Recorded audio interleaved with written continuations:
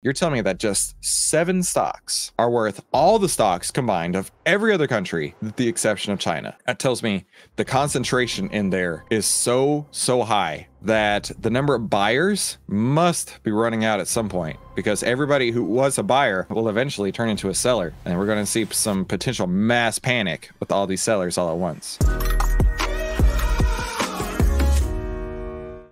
The Biden bull market. It's the story of soaring stocks isn't all it's cracked up to be. We're going to examine the stock market's performance over the first 3 years of Biden's presidency. Crucial information that's being ignored here is what the story says. Let's take a look at that.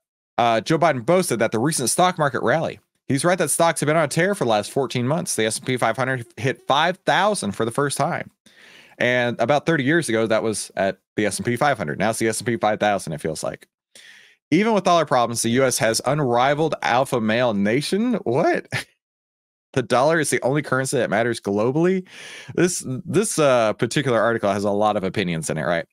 Our magnificent 7 technology firms, which include Apple, Amazon, Google, Nvidia, Microsoft, Meta, and Tesla, are close to being worth more than all the stocks combined in any other country with the exception of China. That should give you some real pause right there. You're telling me that just 7 stocks are worth all the stocks combined of every other country with the exception of China.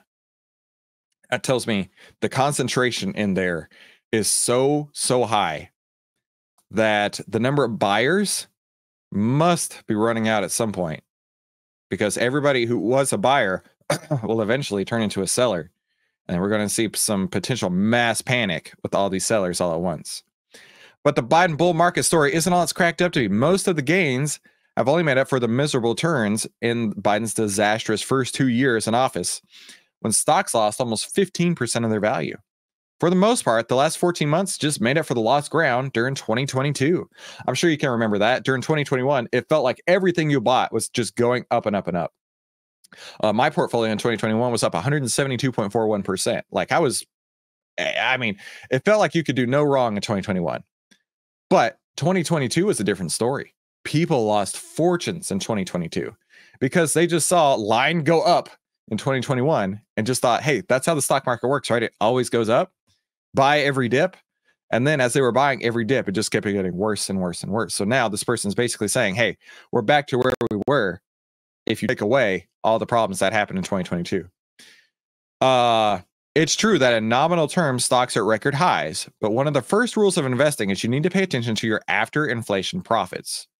If you make an investment in a widget company, and in 10 years that stock has doubled in value, but the price level in dollars of everything else has doubled, sorry, you're no better off based on what you could buy with those profits. So he's saying here is that, you know what? Yeah, things are going up, but so is inflation, right? So if you're not outpacing inflation with your stock returns, then you're not doing anything. Let's go on here. Biden's performance is also much worse than the bull market under Trump.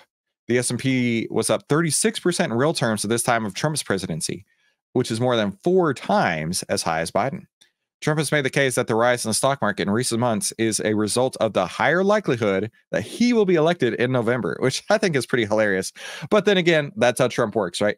The stock market is higher because I'm going to be elected in November. So everybody's excited and they're buying their stocks now. It's tremendous. It's amazing. I'm going to win bigly. I don't know how good that was, but I don't think it was very good.